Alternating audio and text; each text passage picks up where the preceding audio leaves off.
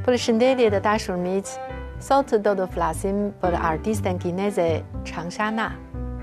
Kohët e fundit u hap në Dunhuang të provincës Gansu të Kinës Veriperëndimore, qendra e artit Chang Sha-na. Mbi 100 vepra në ekspozit pasqyrojnë studimin dhe trashëgimin e artit të Dunhuangut ndërmjet shprehjeve të larmishme artistike bashkëkohore.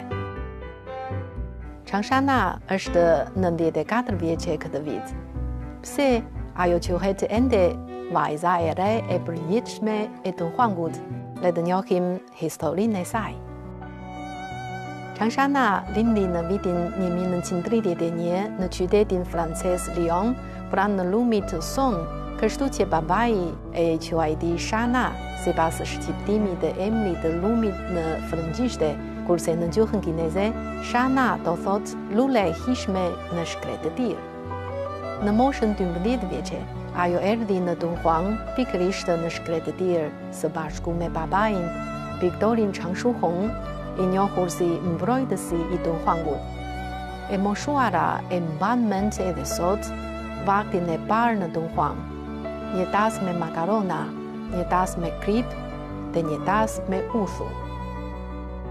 Në mes të rërës së verdh, kopijimi i murareve në shpella u bë rutina e saj.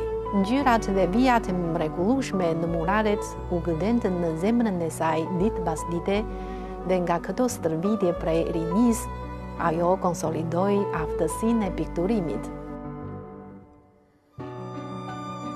Të gjitha këto piktura janë kopjuar prej saj në atë kohë me vija të buta dhe të lehta dhe plot tona kineze.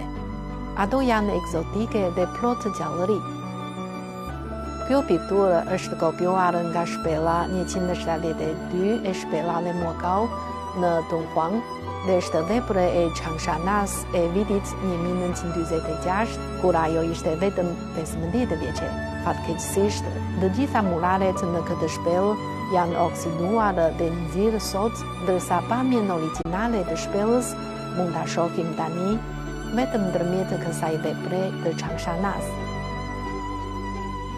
Pjata e madhe e maluar dhe shalli mëndafsht me pullum pëpatje, llamba e tavolinës dhe kompleti duhanit me modelin e barit të predredhur, këto janë seria e parë e suvenireve kombëtare pas shpalljes së Republikës Popullore të Kinës.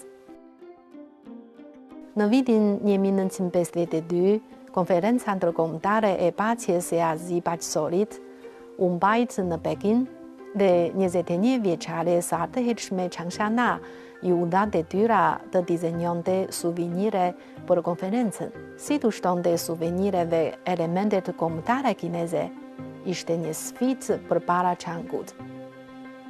Duke u frymëzuar nga kultura e Dunhuangut, ajo i përfshiu figurën e pullumbit dhe skizat në tavanët rrethor të shpellave në Dunhuang në dizajnim, duke treguar hijeshinë unike të artit oriental. Pikërisht nga kjo seri suveniresh kombëtare, ajo nisi rrugën e dizajnimit të produkteve të zejtarisë. Në vitin 1958, për të festuar 10 vjetorin e themelimit të Republikës Popullore të Kinës, filloi puna e ndërtimit të Pallatit të Madh të Popullit. Projektimi i zbukurimeve të brendshme nga Chang Sha-na u dallua midis dhjetra projekteve.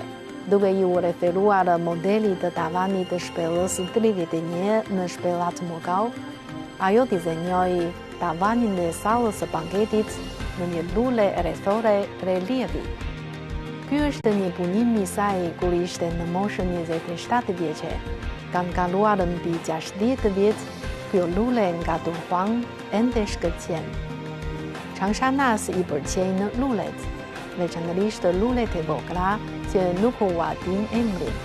Lulet në penelin e saj duken të thjeshta, por tregojnë një bukuri modeste e elegante, si dhe një forcë qendrese. Ndoshta, pikërisht për shkak të kësaj qirtësie, ajo quhet vajza e re e përjetshme e Dunhuangut. Chang Sha-na ka shumë tituj.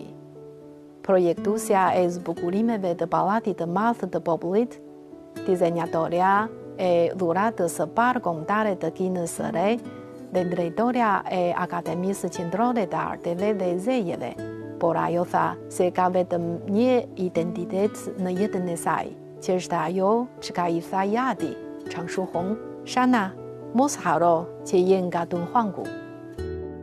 Unë jam nga Dunhuangu. Më vonë, pata mundësin të studioja jashtë vendit dhe të shihja qytetërimet e vendeve të ndryshme.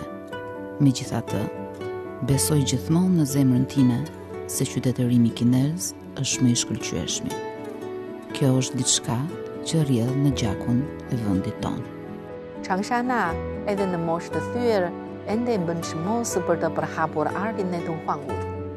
Qendra e artit të Changsha-na planifikon të krijojë një rrjet global të qendrave të artit, duke e lejuar artin e Dunhuangut mbi 1600 vjeçar të kapërcej kohën dhe hapësirën në mënyrë që më shumë njerëz të ndjejnë thellësinë dhe ngrohtësinë e historisë.